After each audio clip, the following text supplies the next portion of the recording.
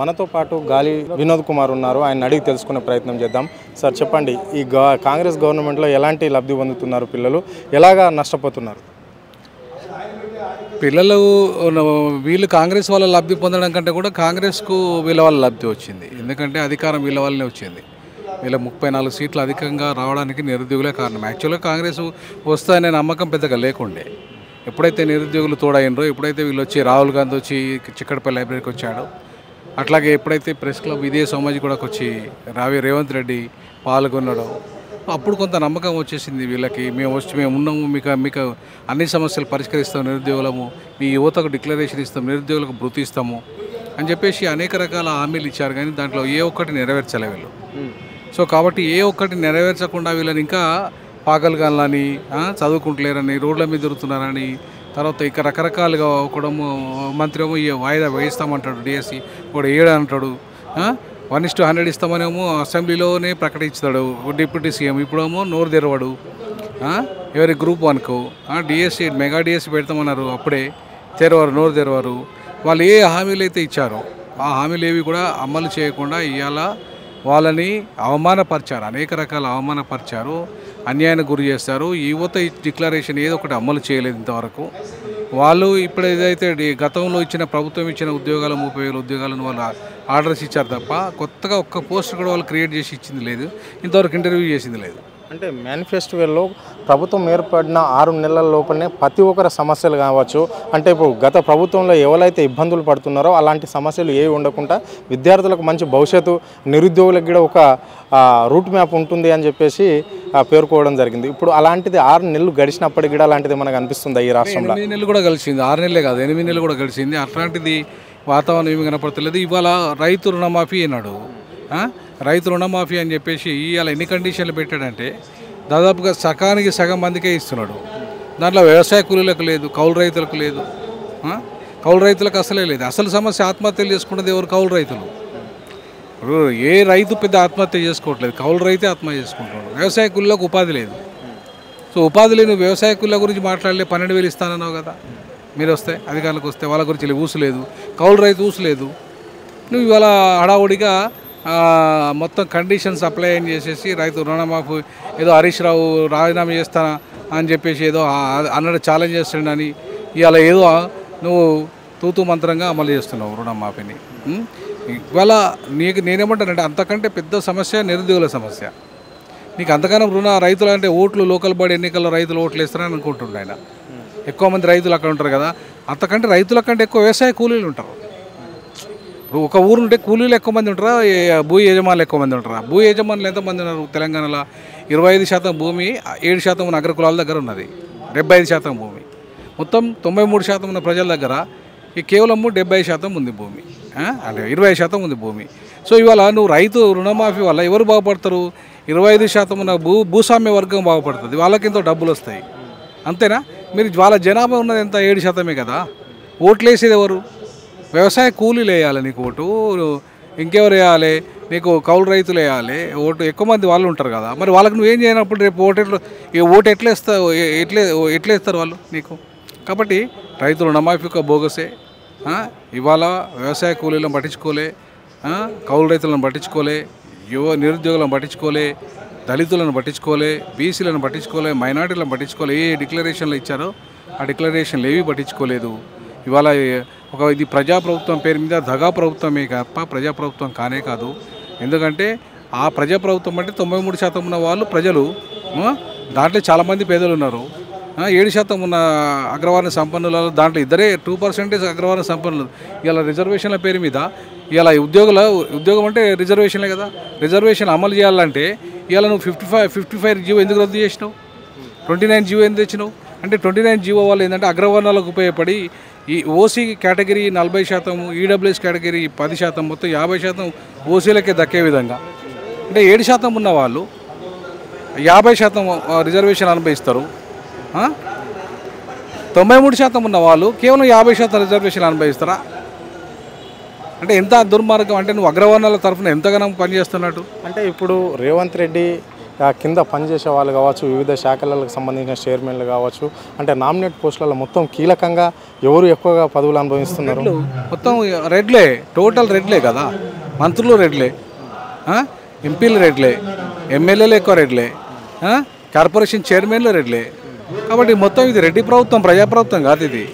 So మరి రెడ్డి ప్రభుత్వం ఉన్నప్పుడు ప్రజాప్రభుత్వం ఎట్లయితుంది? అంటే మీరు అనేక సార్లు కూడా ఇది గత ప్రభుత్వం దిగిపోవాలని చెప్పేసి మీరు కూడా విద్యార్థులను కలుపుకొని పల్లెబాట పట్టారు, చాలా చోట్ల మీరు మీటింగ్లు పెట్టారు, అది చేశారు. అంటే ఇలాంటి ప్రభుత్వం గురించేనా? కాదు, మేము ఇట్లాంటి ప్రభుత్వం కోరుకోలేదు, ఇట్లాంటి రెడ్ల ప్రభుత్వం రావాలని కూడా కోరుకోలేదు. కాకపోతే ఏంటంటే ఇవాళ ప్రజలకు ప్రత్యామ్నాయం లేకుండా బీసీలు ముఖ్యమంత్రి కావాలని కోరుకున్న వ్యక్తి నేను. నేను ఒక ఎస్సీ ఉండి ఉద్యోగాన్ని రాజీనామా చేసిన బీసీల కోసం 3 లక్షల ఉద్యోగం కోసం. కానీ బీసీలు అంత చైతన్యం లేకుండా పోయింది కదా, వాళ్ళకు రాజకీయ అధికారమైన కాంక్షే లేకుండా పోయింది. ఇంత రెడ్ల మీద ఆధారపడి వాళ్ళు ఇవాళ పోటీ చేసే పరిస్థితి. ఇవాళ ఒక మధ్యాష్కి సొంతంగా గెలిచే పరిస్థితి లేదు.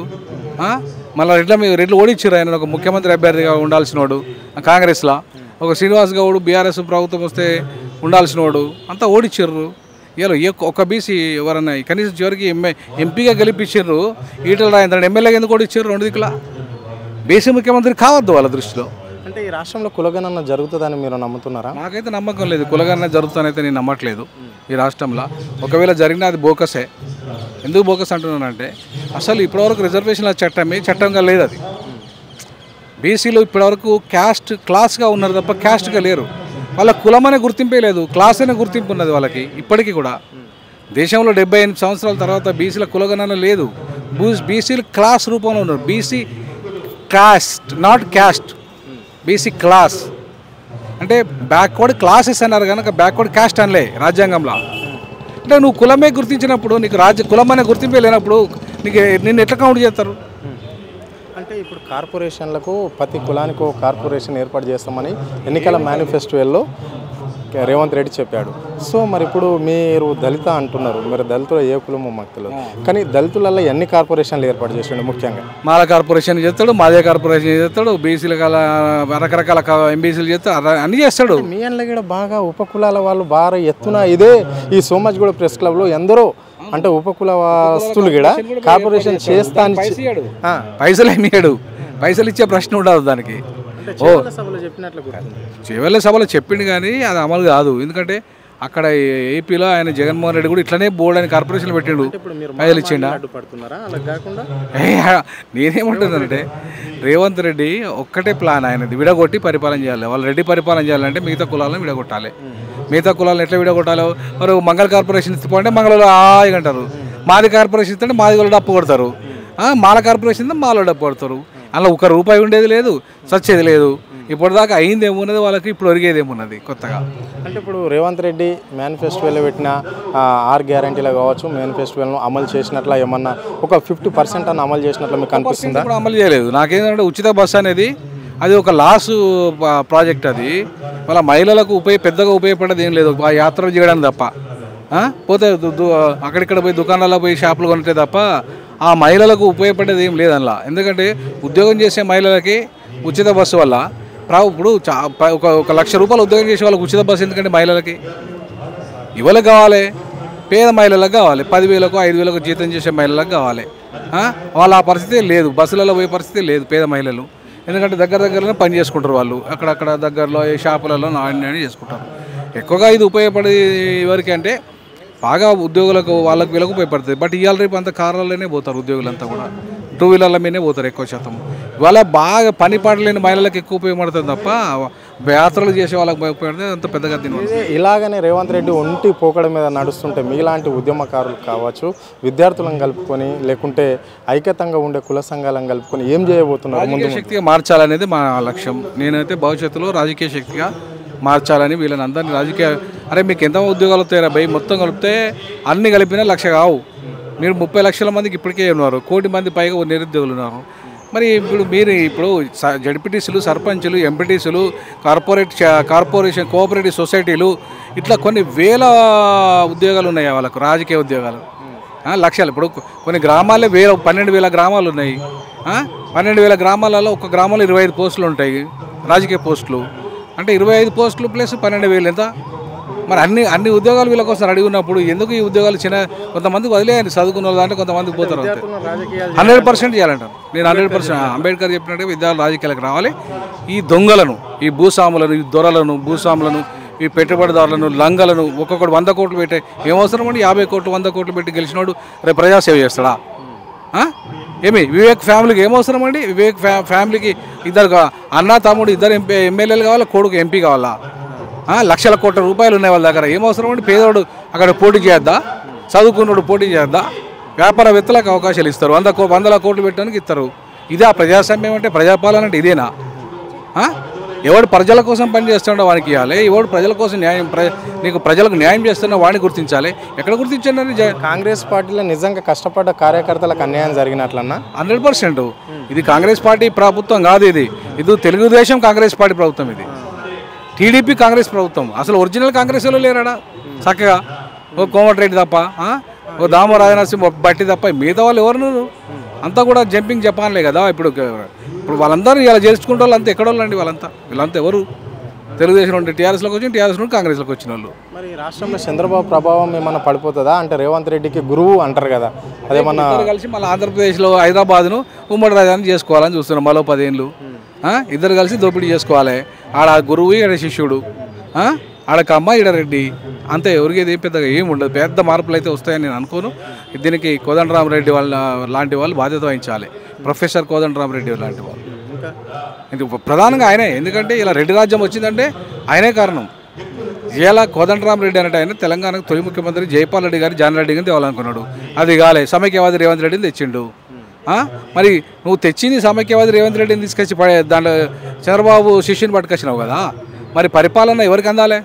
తెలంగాణ వాళ్ళకి అందాలా, లేకపోతే ఆంధ్ర వాళ్ళకి అందాలా? ఇంకా మరి కోదండరాం దీనికి సమానం చెప్పాలా లేదా? కోదండరామును నిలదీయాలి, అడుగడుగున నిలదీయాలి కోదండరామును. దీనికి ప్రధాన బాధ్యుడు కోదండరామరెడ్డి. ఈ కోదండరామరెడ్డి రెడ్డి తత్వం వల్లనే ఇవాళ రేవంత్ రెడ్డి అనేవాడు ముఖ్యమంత్రి అయిండు ఇవాళ. సో కాబట్టి రేవంత్ రెడ్డి ఇవాళ తన రెడ్డి మొత్తం ప్రభావాన్ని చూపెడుతున్నారు అక్కడ. కాబట్టి ఇవాళ ప్రతి దాంట్లో ఆయన ప్రభావం ఉంది. మహేందర్ రెడ్డి తర్వాత ఇంకోటి ఆయన మాజీ డీజీపీకి ఎందుకు ఇవ్వాలంటే రెడ్డి ఎవరు? టీజీపీఎస్ చైర్మన్గా మహేందర్ రెడ్డి తప్పులు చేసిండు. ఆయన హయాంలో లీకులు జరిగినాయి కదా. తర్వాత వేరే కులాలకు ఇవ్వచ్చు కదా, విద్యావంతులకు ఇవ్వచ్చు కదా, చదువుకున్న వాళ్ళకి ఇవ్వచ్చు కదా, నిజాయితీ పరులకు ఇవ్వచ్చు కదా. 1000 కోట్ల అవినీతి పరుడైన మహేందర్ రెడ్డికి ఎందుకు ఇచ్చారు మళ్ళీ టీజీపీఎస్ చైర్మన్గా? మరి అటువంటి నిజంగానే ట్రాన్స్పరెంట్గా నింపుతాడా పోస్టులు? అంటే నువ్వు పోస్టులు అమ్ముకోవడానికే కదా ఇట్లాంటి నియామకాలు చేసేది, నీలా అవినీతి చేయడానికే కదా. సో నీలోపల నిజాయితీ ఎక్కడ ఉంది? రైతు రుణమాఫీ అనేది మెయిన్ అంటే స్థానిక సంస్థల ఎన్నికల గురించి జరుగుతున్న కార్యక్రమం అనుకుంటున్నాను. 100% వై నాట్? అది ఖచ్చితంగా అదే. కాబట్టి రైతులంతా కూడా నేనంటే భూస్వాములకు ఆ ఊర్లో మేనేజ్ చేస్తారు కాబట్టి అందరు మిగతా కులాలను మేనేజ్ చేయడానికి ఉన్న భూస్వాములకు డబ్బులు ఇస్తాడు ఆయన. అంతేగాని అంతే తప్ప అదే పెద్దగా మా ఎస్సీ ఎస్టీ బీసీ మైనారిటీ వర్గాలకు ఏం ఒరిగేది లేదు. పెద్ద రైతులు ఏం లేరు, ఎక్కువ శాతం పెద్ద రైతులు ఏం లేరు. ఎవరికైతే గోదావరి కృష్ణ పరివాహక ప్రాంతంలో ఉన్నారో వాళ్ళకి అమ్మారెడ్డిలకే వాళ్ళ భూములు ఉన్నాయి, వెలమూలకే భూములు ఉన్నాయి. పేదోనికి ఎవరికి ఉన్నాయి భూములు? ఓదే చెరువు కింద 1 ఎకరమో 2 ఎకరాలు ఉన్నోడు ఉంటాడు. అవునా కదా? మిగతా భూములు అంతా ఎవరి దగ్గర ఉన్నాయి. కాబట్టి దానివల్ల రైతు రుణమాఫీ ఉపయోగపడేది భూస్వాములకి.